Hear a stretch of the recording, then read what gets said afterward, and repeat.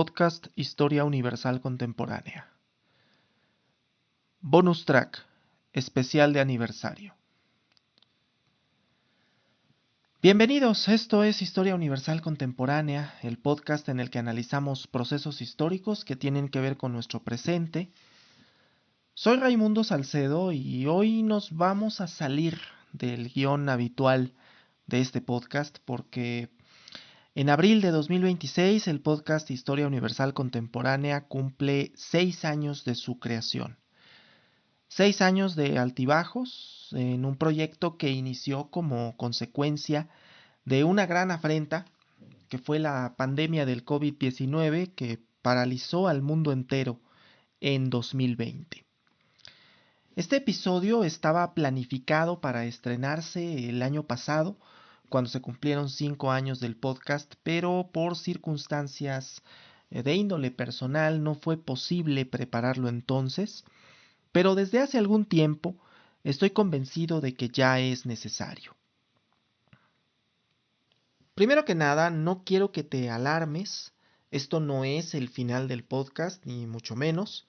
De hecho, tengo planificada una 7ª temporada que espero que pueda ver la luz en el verano de este año. Hoy, sin embargo, vamos a ir respondiendo algunas preguntas puntuales sobre el podcast y también sobre la dinámica de su creación y la persona que está detrás del micrófono, para finalizar con un breve anuncio sobre el futuro de este proyecto. A diferencia de los otros episodios, en este me abocaré a tratar de responder las preguntas de la forma más espontánea posible. Así que es probable que te encuentres con algunas muletillas por ahí que no se puedan quitar con la edición, entonces, sin mayor preámbulo, hablemos de historia universal contemporánea. Sobre el origen del podcast, ¿qué te motivó a iniciar Historia Universal Contemporánea hace 6 años?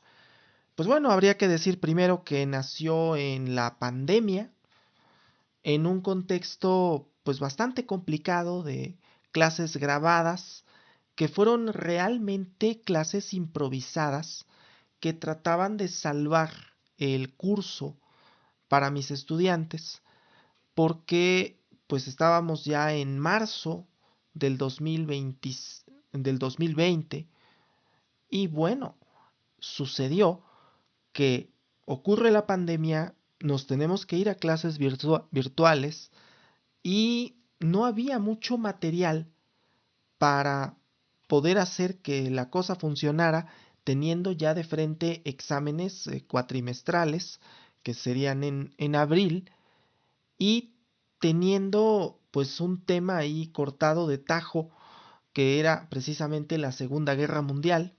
Entonces, pues bueno, en principio se le dio forma a este tema en un contenido que duró aproximadamente 1 hora, poco más, poco menos de 1 hora, y este contenido en su momento se me ocurrió que podría funcionar como podcast porque desde un principio el objetivo de este contenido era que los estudiantes lo escucharan e incluso que no tuvieran que estar viendo el video como tal, sino que lo pudieran escuchar porque había contextos de compañeros que no tenían acceso a internet en sus casas, entonces la instrucción que se les dio en algunos casos fue, bueno, trata de ir a un cibercafé y descargar el puro audio y con ese puedes irte a tu casa para poder pues tomar la clase y no perderte de gran cosa. Así fue como empieza, reitero, de una manera muy improvisada en su momento, y fue así como se da el salto a que sea un podcast, que dije en un momento dado, bueno, esto puede funcionar como podcast. ¿Cómo elegiste el formato del podcast? ¿Siempre imaginaste que fuera por temporadas? Y bueno, en realidad creo que nunca elegí el formato. La idea surgió inicialmente de, reitero, las clases grabadas en el contexto de la pandemia Y poco a poco me di cuenta de que podía manejarse por temporadas para tratar de diferenciar las distintas etapas del podcast.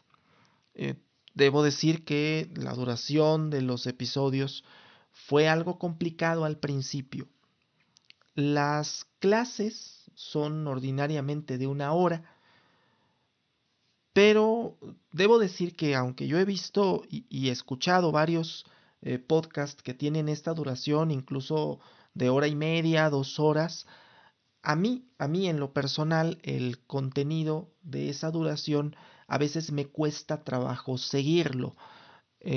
Yo normalmente, ya ahora que acabó la pandemia y todo esto, normalmente de mi casa al trabajo me hago unos 30 o 40 minutos manejando. Entonces, vamos, que normalmente ese es el tiempo que le puedo dedicar a escuchar un podcast. O también cuando se levanta uno, va, se hace su café, se está bañando o lo que sea, pues escucha ese tipo de contenido. Pero cuando el contenido es tan largo que dure eh, eh, 1 hora, 1 hora y media, 2 horas, se hace complicado. Entonces yo decidí que los episodios no tendrían que tener una duración más allá de los 30 o 40 minutos. He buscado que la media esté sobre los 25. Soy consciente que hay episodios más extensos. Incluso cuando se hizo el episodio del asesinato de Kennedy, yo era plenamente consciente que el episodio tendría que durar fácil 1 hora y fue precisamente lo que duró. Pero siempre he tratado de que esté la media sobre los 25, 30, 35 minutos. Porque la idea es que puedas escuchar el episodio mientras manejas, vas al trabajo, limpias la casa, ese tipo de cosas. Justamente también por eso es que se ha reducido lo visual en la medida de lo posible y con la idea de que no te quedes a la mitad de la idea cuando vas hacia tu destino, cuando estás escuchando en el transporte público o estás escuchando en el coche o ese tipo de cosas, no te quedes con la mitad del contenido, porque a veces eso pasa en los podcasts que son de mayor duración. ¿Cuál fue el primer tema que supiste que querías grabar sí o sí?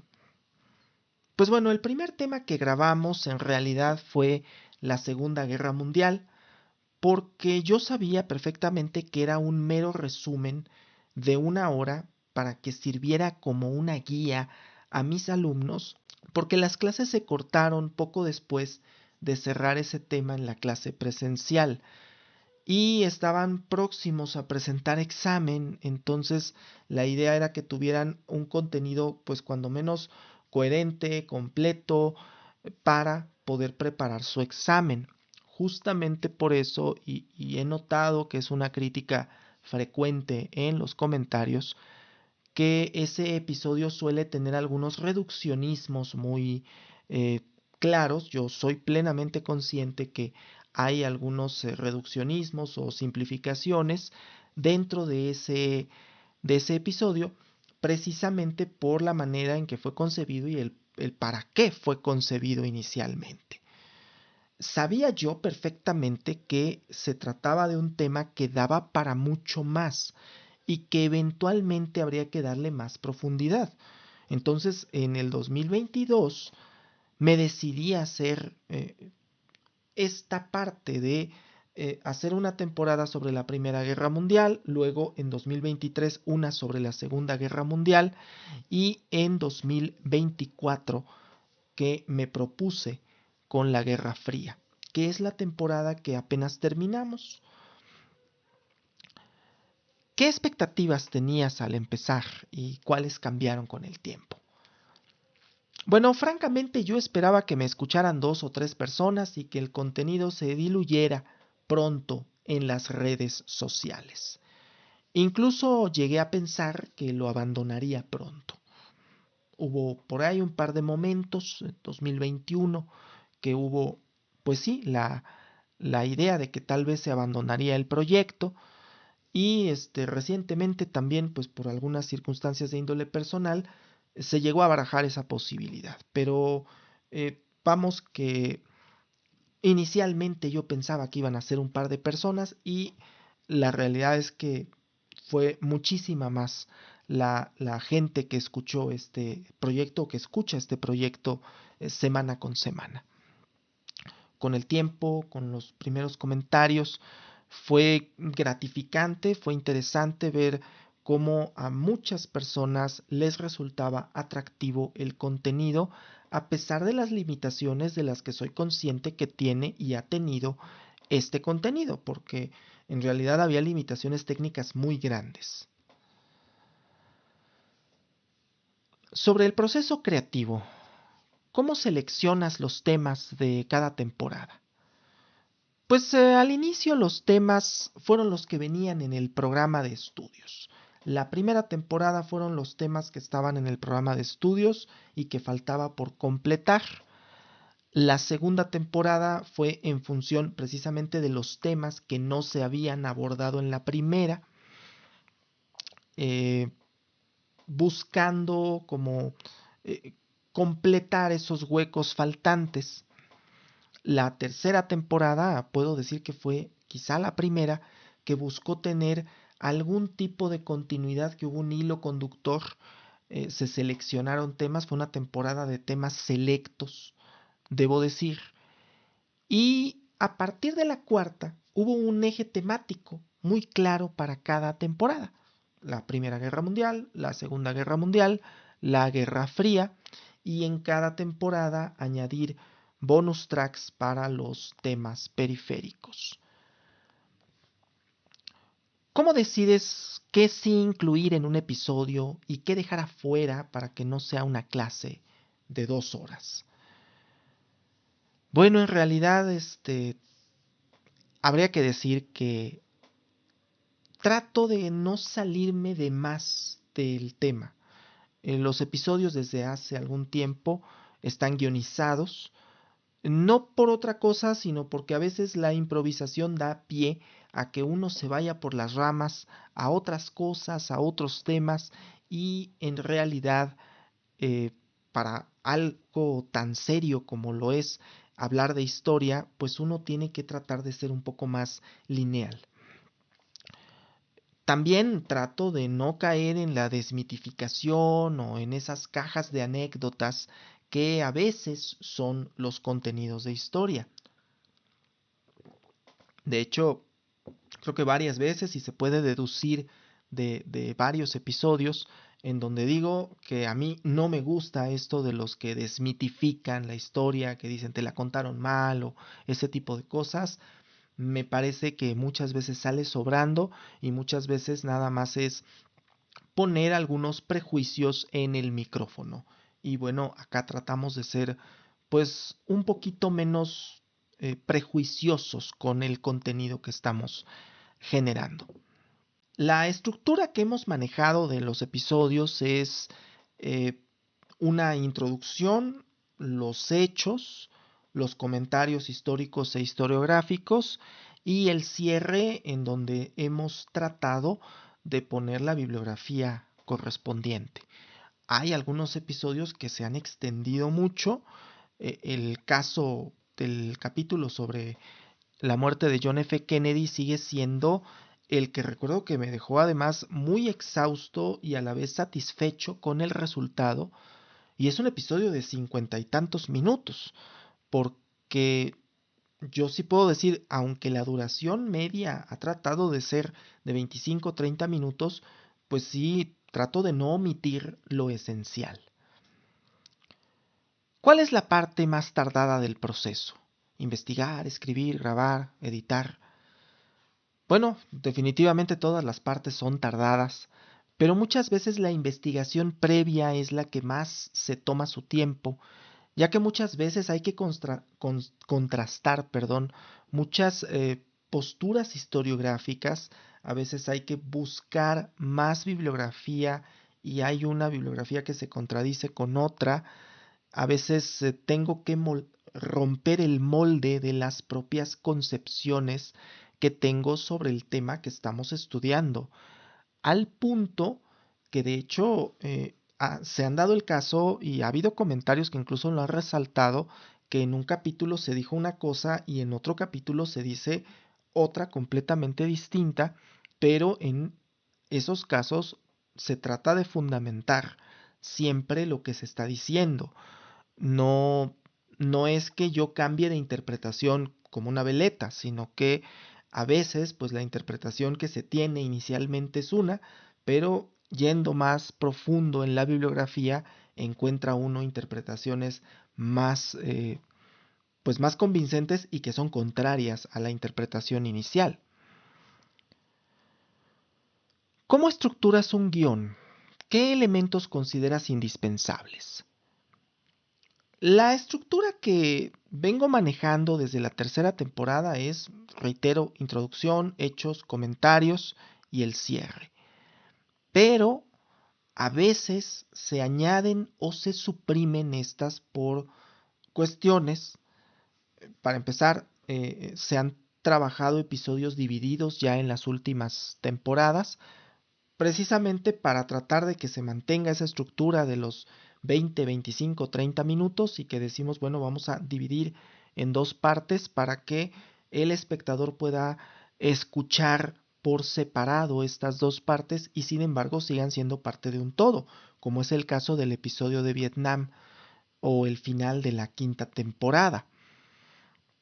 Los hechos, eso sí, son indispensables, pero también lo es el contraste de posturas historiográficas cuando estamos ante temas polémicos. Y también resulta a veces indispensable el poner en contexto y el tratar de explicar porque, pues algo que a mí me gustaría que quede de este podcast siempre es que no nos estamos casando con una única idea, pero que sí, si se adopta una postura, tiene que adoptarse siempre viendo también la parte contraria, no ver únicamente la parte que nos favorece, porque eso es tomar una interpretación a modo y quedarnos únicamente con la interpretación a modo. Hay que contrastar interpretaciones. ¿Cuánto tiempo te toma preparar un episodio promedio? Bueno, actualmente me toma entre una o 2 semanas más o menos. Eh, por eso se había fijado en un momento dado la frecuencia quincenal para el estreno de los episodios. Soy consciente que en últimos meses ha sido más complicado, ha habido una sequía de capítulos, pero estamos en la intención firme de darle fin a esa sequía en las próximas semanas. ¿Qué fuentes usas normalmente? ¿Qué libros, blogs, autores? Bueno, primero, cualquiera que haya escuchado más de 3 o 4 de mis capítulos, sabrán que la base muchas veces es Eric Hobsbawm y a partir de ahí a veces buscamos otros autores. Casi siempre al iniciar una temporada hago una revisión bibliográfica lo más extensa posible sobre el tema. En últimas temporadas apareció muy frecuentemente el historiador español Álvaro Lozano, en el tema de la Segunda Guerra Mundial, el libro de Murray y Millet o los de Anthony Beevor. He tratado de diversificar esto y bueno, ha habido por ahí uno que otro comentario que ha dicho que hay posturas de izquierda en el contenido. Eh, Debo decirlo que sí, en donde yo estudié la carrera de historia, pues la formación del historiador muchas veces es de ese corte, corte de izquierda, corte marxista, hay que decirlo. Y bueno, es ahora sí que la escuela que traemos acá, en la escuela que normalmente se enseña a los historiadores para empezar pues en América Latina y para seguir pues es la que se da en la Universidad Nacional Autónoma de México, que es donde yo estudié la carrera de historia. Esto no quiere decir, ojo, que me case yo por completo con las tesis de los autores marxistas, pero muchos de estos logran explicar de una manera muy completa los procesos históricos. Precisamente por eso, reitero, se hace una revisión lo más completa posible de la bibliografía que hay sobre un determinado tema. ¿Qué aprendiste sobre tu propia voz y estilo narrativo en estos 6 años? Bueno, debo decir en principio que los primeros capítulos, las primeras temporadas se improvisaban. Pronto me di cuenta de que no era suficiente a que este podcast sonara a una plática de café. Aquí tenemos café. Pero no era suficiente estar en una plática de café, sino que a veces uno debe preparar con detalle casi cada palabra que sale al aire. Entonces, es importante la estructuración de los capítulos, la revisión bibliográfica y la revisión muchas veces de qué tipo de palabra vamos a usar y de qué tono se va a usar, porque, digo, no soy un locutor profesional, no me dedico a esto, pero sí debo decir que sí noto que a veces uno tiene que hacer ciertas entonaciones y ciertas cosas para que el relato suene y llegue un poco más. Entonces, es un poco lo que he aprendido. De hecho, trato de cuidar lo más posible mi voz y trato de cuidar lo más posible el cómo digo las cosas, el cómo, incluso el estado de ánimo en el que me encuentro al momento de grabar, pues precisamente para que no sea un podcast regañado, sino para que sea un podcast platicado, que lo disfrutes. Sobre la evolución técnica de este podcast, ¿cómo era tu equipo o configuración técnica al inicio? Bueno, debo decir que al inicio contaba únicamente con una laptop, que además ya estaba bastante vieja, y se grababa con el micrófono y la cámara de la laptop. Por eso los primeros capítulos tienen esa calidad de audio que tienen. Hace un par de años se compró el micrófono que ya le dio un poquito más de calidad y bueno, estamos en vías, debo decirlo ya desde ahorita, de dar un salto técnico en el futuro. ¿Qué limitaciones tenías al comienzo y cómo las enfrentaste? Bueno, la primera gran limitación fue que la laptop, que ya por entonces tenía varios años, y que la edición de video era prácticamente imposible. Entonces, por eso se decidió el contenido únicamente de voz. Ya después se fueron incorporando algunas cosas poco a poco y eventualmente dimos el salto al video. Luego, también debo decirlo el hecho de que yo no tenía muchos conocimientos técnicos sobre la edición de audio y entonces por eso los episodios de las primeras temporadas fueron casi artesanales y se fue aprendiendo sobre la marcha cuestiones técnicas sobre el ruido, la música de fondo, ese tipo de cosas que incluso debo decir, ¿no? La música de fondo se puso en un momento dado y se vieron las críticas, se quitó, se reincorporó un poco después, pero ya en los últimos capítulos definitivamente se ha retirado, pues precisamente porque lo importante es la voz, no la música en este caso. ¿Qué mejoras has implementado en la calidad de audio, edición o producción? Pues en realidad la primera mejora fue la compra del micrófono y el cambio de la computadora en la que se edita todo este contenido, pero también ahora sí que tratar de seguir la regla de que menos es más. Y eso ha funcionado, ha ayudado a tratar de tener una edición lo más pulcra posible. No puedo decir que sea 100% pulcra, pero lo más pulcra posible. ¿Qué piensas cuando escuchas los primeros episodios hoy?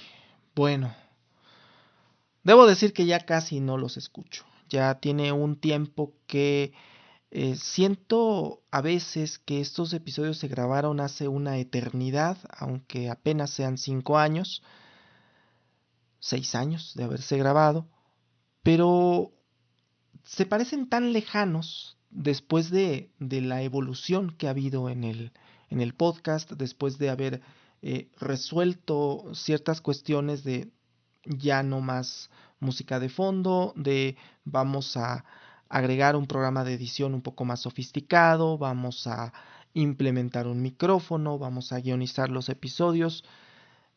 Realmente por esa razón a veces ya no escucho esos primeros capítulos. Aunque no voy a decir que no, sí le guardo mucho cariño a las primeras temporadas. Sobre las críticas y comentarios en general. ¿Qué tipo de críticas constructivas recuerdas que te han ayudado a mejorar? Bueno, ha habido muchas críticas. Quizá la primera, y que me rehusé durante un tiempo a aceptar, fue que la música de los episodios podría no ser la mejor idea. Yo me rehusé durante un tiempo y posteriormente dije, creo que tiene razón, ¿no? Si hay un par de personas que lo dicen, creo que tienen razón y que podemos probar. ¿Qué errores aceptas abiertamente que cometiste al inicio? Bueno, el error de las primeras temporadas claramente fue la improvisación y claramente fue la falta de conocimiento, porque ha habido quienes han hecho comentarios pues bastante feos que trato de olvidar, pero no siempre se olvidan y no siempre se resbalan ese tipo de comentarios, pero que han incluso llegado a inferir que la producción del podcast es más elaborada de lo que realmente es. O sea, porque en realidad no es como que a mí se me dé una licencia para publicar el podcast. Simplemente pues este se sube y se distribuye y ahora sí que el que quiere lo escucha y el que no quiere pues no lo escucha. En realidad no es una cuestión de si me dan permiso de hacerlo o si alguien lo patrocina, porque pues en realidad no hay un patrocinio hacia el podcast. Soy consciente que la falta de conocimiento inicial sobre cómo editar video y esas cosas mermó la calidad de muchos de los episodios iniciales y precisamente hemos tratado de mejorarlo pues lo más posible, tratando, reitero, de aplicar esta regla de que menos es más. ¿Qué aprendiste de grabar sin guión y cómo te cambió la transición a un formato más elaborado? Bueno, primero aprendí que la improvisación puede sonar muy genuina, pero a la vez puede traer problemas a la hora de editar. Los problemas grandes vienen a la hora de editar porque está uno viendo el contenido que acaba de crear y resulta que hay demasiadas muletillas. Por eso lo dije desde el principio, cuando vamos a improvisar, forzosamente va a haber muchas muletillas y algunas de ellas no se pueden quitar en edición. Debo admitir que todos los capítulos, incluso los que están hechos ya con guión, tienen cuando menos 2 o 3 comentarios improvisados que se incluyen al calor de la grabación y que quiero pensar es difícil distinguirlos porque bueno, yo tengo la estabilidad a veces de ir viendo el guión y que me surja la idea y sale, pero no es algo que se dé con, o más bien no es algo que al principio se haya dado de una manera tan completa, sino que en realidad al principio era un problema el hecho de que se improvisaban los episodios y no se le daba siempre la secuencia que debía de dársele, a pesar de que yo siempre trato de trabajar con notas. ¿Cómo manejas el equilibrio entre rigor histórico y narración accesible? Bueno, la pregunta es interesante porque muchos maestros de historia hablan de ella como si fuera un cuento. Incluso me tocó en su momento en la secundaria un maestro que decía, a mí me gusta contarla como si fuera un cuento. Y este enfoque es muy didáctico, pero el historiador debe ser un poco más formal con las fuentes, con los acontecimientos, y eso me lleva a buscar un balance, porque la historia no es chisme, no es el chisme que te cuentan en el lavadero.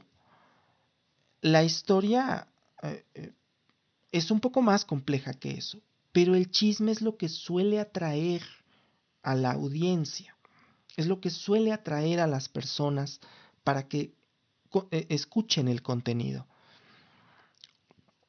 Así que trato de no perder de vista de que no estamos hablando del chisme de la cuadra o de una cuestión de la farándula, sino de acontecimientos que cambiaron miles e incluso millones de vidas. Y justamente por eso trato de darle cierto balance. Sí, un poco, ahora sí que como se dice, un poco de chismecito, pero también un poco de rigor. Porque de otra manera no podemos darle el enfoque correcto al, al hecho histórico. O sea, no podemos hablar de la Segunda Guerra Mundial como el chisme de la cuadra, pero también es importante a veces darle el toque de, oye, esto es interesante, esta es una curiosidad interesante, pero reitero, los historiadores muchas veces se nos forma de esta manera de que no somos anecdotarios, no somos el libro de curiosidades. Para el libro de curiosidades hay muchos, pero a veces sí es necesario agregar comentarios de ese tipo. ¿Hay algún comentario recurrente de la audiencia que te haya hecho replantear tu estilo o tu enfoque?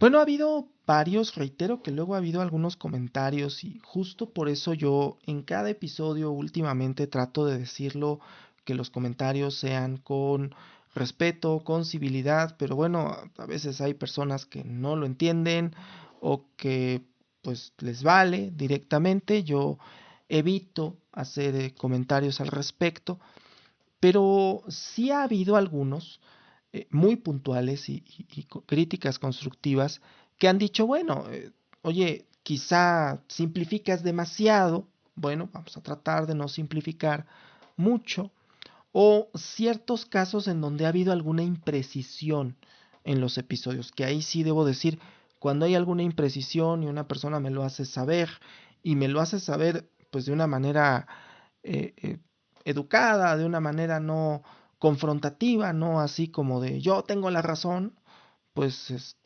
normalmente se hace la corrección con mucho gusto. Si se puede editar el episodio se hace, y si no, en el siguiente se hace una fe de ratas, ya ha pasado y seguirá pasando en aquellos casos en donde haya algún tema en donde directamente yo me haya equivocado, haya dado un dato incorrecto. Bueno, eso pasa. Es de las cosas que también es importante. Hay algunas personas que sienten que podrían hacer el contenido mejor que uno, y bueno, algo que yo creo que todas las personas que hacemos contenido estamos de acuerdo. Si alguien puede hacer el contenido mejor que uno, pues puede, es perfectamente libre de hacerlo, pero eso de estar comentario tras comentario tras comentario diciendo o marcando errores o haciendo saber lo que no le gustó del episodio, pues es algo que ya escapa de las manos de uno que se dedica a crear contenido, porque pues uno, como dice la canción, no es monedita de oro. Sobre el podcaster, ¿quién está detrás del micrófono? ¿Quién está detrás de este micrófono de historia universal contemporánea? Bueno, mi nombre es Raimundo Salcedo, lo digo en cada episodio, o trato de decirlo, a veces se me ha pasado. Soy, y espero que esto le haga clic a algunas personas con el comentario de que a veces sueno muy formalista. Pues sí, soy licenciado en Derecho. eh, Estudié la licenciatura en Derecho en la Universidad Autónoma del Estado de Morelos, acá en México. Y de hecho me titulé hace 10 años, 11 años, de hecho. Y ejerzo la carrera. No es no nada más tengo el título ahí colgado, ejerzo la carrera, me dedico a litigar, a postular, dicen las lenguas más versadas en derecho, y realmente trato de evitar que, que los episodios suenen a bogañol, pero no siempre se puede evitar. Es un vicio que tenemos los abogados y es un vicio quienes nos dedicamos a esta profesión. Aparte de haber estudiado la licenciatura en Derecho, estudié la licenciatura en Historia. Tengo que ser honesto en esto por completo. Estoy en vías de titulación de la licenciatura en Historia. No cuento con el título de licenciado en Historia, es importante decirlo. Estoy en vías de titulación, terminé la carrera en la Universidad Nacional Autónoma de México. Estoy en vías de titulación, digo, porque siempre ha pasado por ahí que hay gente que dice es que tal persona no tiene esta profesión porque no tiene el título y va uno y busca en la Dirección General de Profesiones y efectivamente si no aparece ahí una cédula registrada a nombre de esa persona, pues quiere decir que no cuenta con una cédula y entonces lo más seguro es que tampoco ha de contar con el título. Solamente hago la acotación acá como abogado que soy, sacando al abogado, que pues la profesión de historiador, el oficio de historiador, porque de hecho es más un oficio que una profesión, no requiere título para su ejercicio. Conforme al artículo 5 constitucional y su ley reglamentaria, no requiere título para su ejercicio, como si la licenciatura en Derecho o médico cirujano o todas las carreras que están en esa ley reglamentaria. El oficio de historiador, el ir a un archivo y transcribir documentos y hacer una investigación y presentar una investigación con reglas de la historia, de la historiografía, no requiere título para su ejercicio y desde luego también la publicación de un podcast no requiere de título para su ejercicio. Lo hago notar, digo, por si hay algún curioso que quiera buscar, es libre de hacerlo. Creo que puede notarse que hay algunas expresiones dentro del podcast precisamente en el sentido de que suenan como a bogañol, suenan como a frases de abogado, pues sí, no puedo separar esas dos partes de mi profesión. Soy mexicano, soy originario de la Ciudad de México. Este podcast empezó hace 6 años, cuando yo tenía 29. Ya tenía por aquel entonces algunos años, 4, de haber empezado a dar clases, porque doy clases en el área del derecho, reitero, en un contraste muy grande con las actividades de este podcast, pues me dedico a postular en materias de estricto derecho civil, mercantil, amparo. En últimas fechas la carga de trabajo ha hecho que los episodios se espacien un poco más, pero estamos en vías de lograr que los episodios se puedan grabar con más frecuencia, porque pues el litigio es un área que consume mucho tiempo y que además genera mucho estrés y mucho desgaste mental, sobre todo para las materias que acabo de mencionar, porque son materias de estricto derecho donde pues un error puede generar graves consecuencias. La carrera de historia la empecé a estudiar por allá del año 2015 en sistema abierto y ya por entonces la carrera era una especie de respiro de las presiones y de las obligaciones que implica la abogacía, porque ya por entonces yo litigaba, yo en el 2015 literalmente me titulo y entro a estudiar la carrera de historia, casi no hubo un periodo en que yo no estudiara. Como seguramente muchas personas pueden deducir de los videos del podcast, acá atrás lo pueden ver. Me gusta mucho leer, no solamente la bibliografía que utilizo para el podcast, sino en general me gusta la literatura y me gusta casi cualquier libro que caiga en mis manos. Soy un ávido lector. También me gustan sagas como Star Wars. En muchas ocasiones agrego referencias de este tipo de sagas, Star Wars, El Señor de los Anillos, o también referencias de los Simpson que llegan a aparecer por ahí. Trato de no hacer de cada episodio una caja de chistes, pero sí llega a pasar. Y bueno, crecí en la década de los 90. eh, Desde luego me identifico con el rock de los años 80, con el pop de los 90, de los 2000. Eh, es, es importante decir que yo he dejado hace tiempo de juzgar a los demás por sus gustos musicales. Digo, hay muchas personas que lo hacen, yo evito hacerlo. A mí personalmente pues me gusta el rock, me gusta el punk y trato, vamos, es lo que escucho regularmente, pero ahora sí que no juzgo a las demás personas por sus, por sus gustos musicales. Eh, Contrario a los clichés que pudiera tenerse tanto del abogado postulante como del creador de contenido, tengo que decirlo y declararme culpable de que soy introvertido. No acostumbro a interactuar mucho socialmente. Eh, Muchas veces mis redes sociales permanecen intactas durante algún tiempo. Por eso a veces las personas envían mensajes a mis redes y no siempre obtienen una respuesta. Créanme que leo con mucho cariño sus comentarios y sus mensajes, pero muchas veces no doy una respuesta, no por otra cosa. Soy una persona muy introvertida y en ocasiones pues no, por eso no respondo. Sin embargo, quien me conoce personalmente, y espero que por ahí estén escuchando, saben que cuando me apasiono con un tema puedo hablar por horas de eso, y precisamente por eso es que surgió este proyecto. No quiero que este episodio vaya a ser un 50 cosas sobre mí o algo así. Suelo ser muy reservado con mi vida privada, pero creo que lo que acabo de mencionar es importante que lo conozcan quienes escuchan este podcast.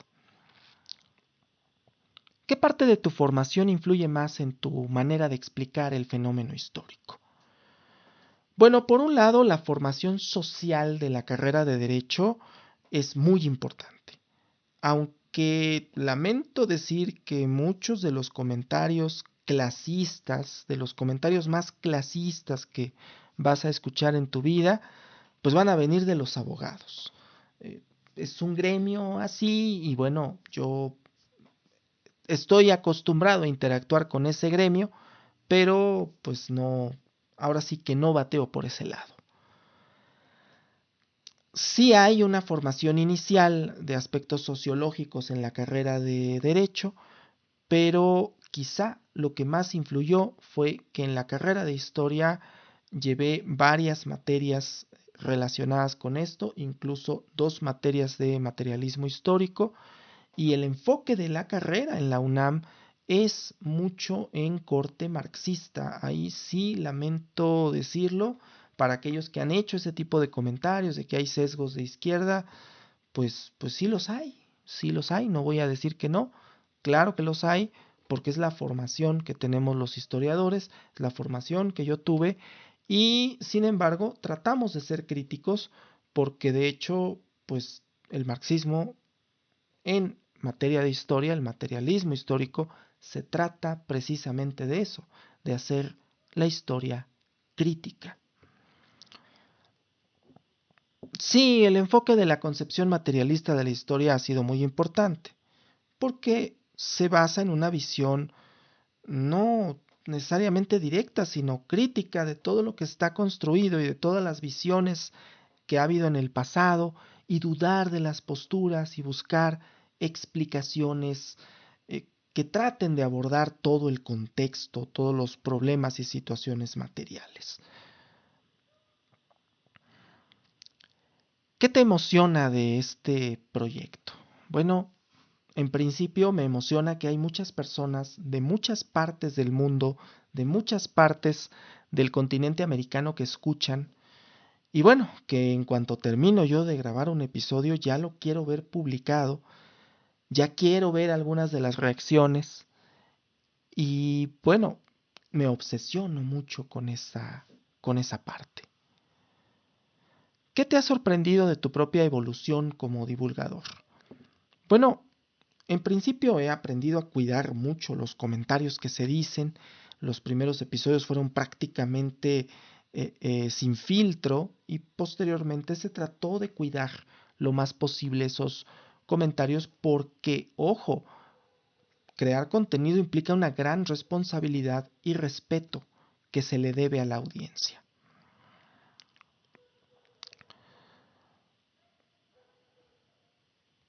¿Cuál ha sido el episodio más difícil de preparar? Bueno, a la fecha el que me llevó más horas de estudio y revisión fue el del asesinato de John F. Kennedy, quizá por la cantidad de información disponible, pero también por las teorías de conspiración y lo peor del caso es que todavía hay algunos comentarios que salen ahí a decir, oye, faltó esto, oye, faltó aquello.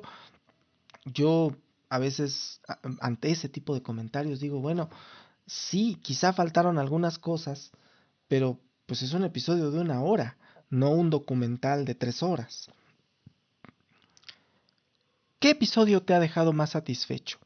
Bueno, voy a decir que el episodio de la batalla de Stalingrado y en general el final de la temporada 5 del podcast ha sido de lo más satisfactorio que ha existido en este podcast porque me permitió ver no solamente que llevamos a buen puerto esa temporada, sino que también se trató de cuidar hasta el mínimo detalle y que logramos sacar una temporada de más de 20 episodios eh, lo más completa posible. Yo de verdad eh, eh, estoy muy satisfecho con esa temporada.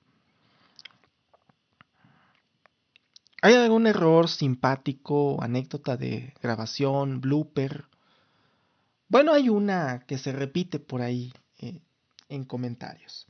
El episodio sobre la liberación de Francia en la temporada 5 del podcast, Marty, que es mi gato, se subió al escritorio y lo tuve que bajar en plena grabación y se trataron de hacer arreglos en edición, pero parte del blooper quedó grabado. Solamente les voy a decir que ningún gato ha sido herido en la producción de este podcast. Marty por lo general es un gato muy tranquilo y bueno, trato de no tenerlo muy cerca cuando estoy grabando, pero pues a veces es inevitable. Sobre la comunidad y el impacto. ¿Qué mensaje o comentario de oyentes te ha marcado más? Bueno, la mayoría de los mensajes son de agradecimiento y de admiración hacia el proyecto. Para mí ha sido, en general, un placer estar frente al micrófono. Para esas personas que agradecen y aprecian el contenido, en particular ha habido quienes me han dicho que les hubiera gustado tener un profesor como yo. Eso me ha marcado mucho porque yo tuve muy buenos maestros de historia en la secundaria, en la prepa, pero eh, trato de ser ese mismo profesor, obviamente con la cosa que no soy profesor normalista, sino profesor egresado de la carrera de historia, o sea, en vías de historiador, eh, pero vamos, trato de ser como ese maestro de historia que yo tuve en la secundaria y en la preparatoria. Entonces, ese es uno de los comentarios que a mí más me ha llegado, porque bueno, ha habido personas, ha habido algunos, algunos comentaristas que han dicho que les hubiera gustado tener un profesor como yo, y pues yo trato de serlo para mis alumnos. Sé que no soy perfecto, que también tengo mis cosas, pero vamos, es uno de los comentarios que más me ha marcado. ¿Cómo te ha cambiado la vida saber que miles de personas te escuchan cada temporada? Bueno, en principio hay una gran responsabilidad para con la audiencia, pero también es muy bonito saber que hay personas que aprecian este tipo de contenido, que no sea un contenido nada más de puras risas y esas cosas que son algunos podcasts, que no los critico, pero vamos, que realmente busquen otra cosa de contenidos en este gran mundo que es el Internet. ¿Qué papel juega la audiencia en la elección de los temas? Bueno, bastante. He tenido que hacer encuestas para saber qué intereses tiene la audiencia sobre nuevos temas. Lo que sí quiero decir es que de pronto hay temas complicados que expresamente he decidido no tocar porque a veces son temas polémicos o son temas, eh, eh, le llamo yo, meterse en camisa de 11 varas. Incluso he recibido comentarios de, oye, ¿por qué no has hecho sobre estos temas en particular? Y yo trato de no meterme en temas que puedan generar alguna polémica grande, porque si ya de por sí a veces hay comentarios que están muy politizados, híjole.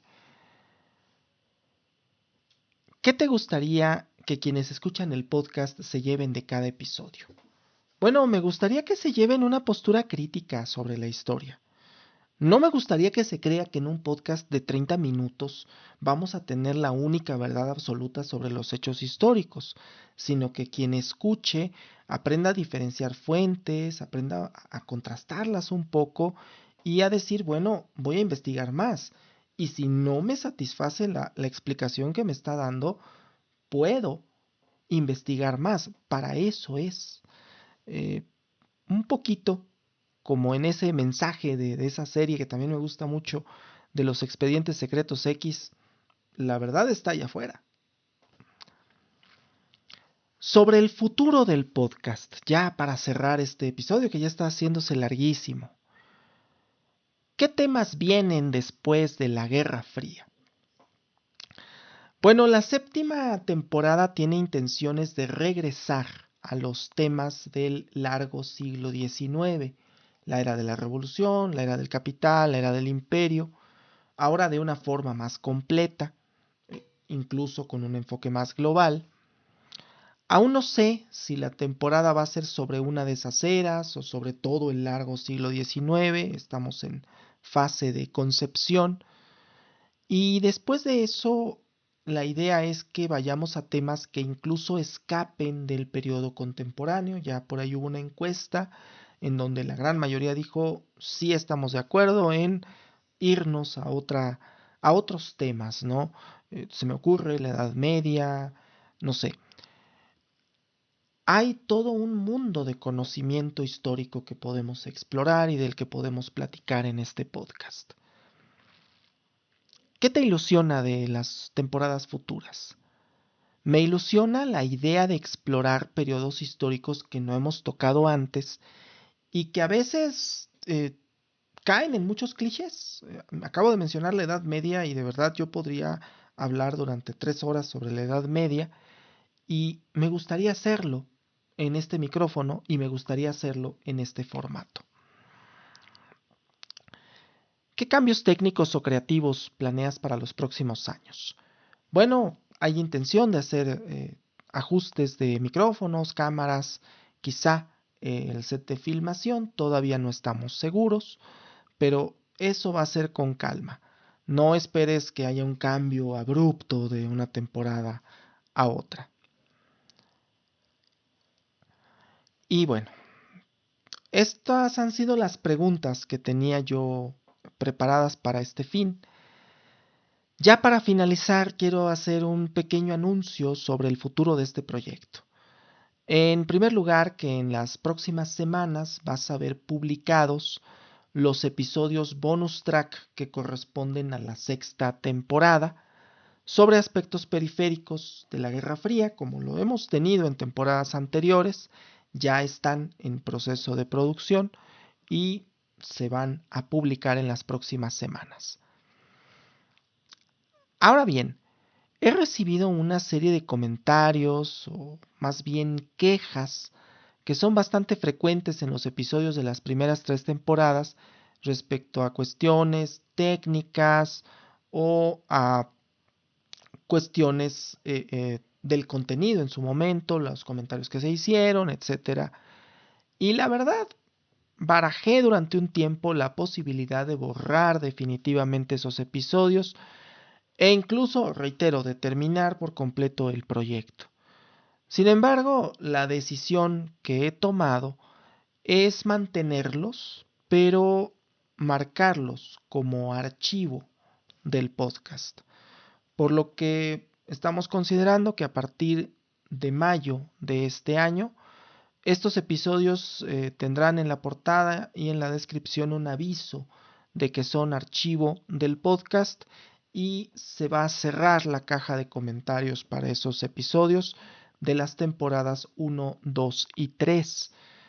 Eh, lo digo con todo el respeto del mundo, hay personas que quieren hacer comentarios y que a veces reiteran una y otra vez los mismos comentarios que ya estaban en la caja y pues a veces es un poco eh, cansado estar leyendo a 2, 3 personas diciendo lo mismo de un episodio que se grabó hace 5 años, hace 6 años y que además pues circunstancias de las que ya soy plenamente consciente.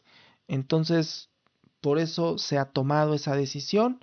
Las temporadas eh, 4, 5, 6 se mantienen sin cambios, no con otra intención, sino que pues a partir de que el formato de temporadas del podcast ha quedado como ha quedado hasta ahorita, a partir de ahí es que se admiten comentarios.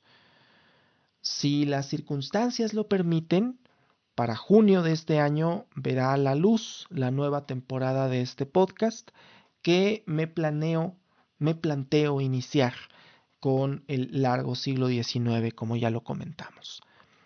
Y bueno, esto ha sido todo por ahora. Es un episodio bastante largo. Yo reitero, normalmente me gusta que sean episodios de eh, 20, 25 minutos, pero ya estamos llegando al minuto 57, 57, 58 y pues no me queda más que agradecer a todas las personas que han estado con este proyecto, que lo han apoyado de alguna forma, incluso que han hecho alguna donación o que han hecho algún comentario. La caja de comentarios sigue siendo tuya, pero como siempre, con respeto y con civilidad. Muchas gracias y hasta la próxima.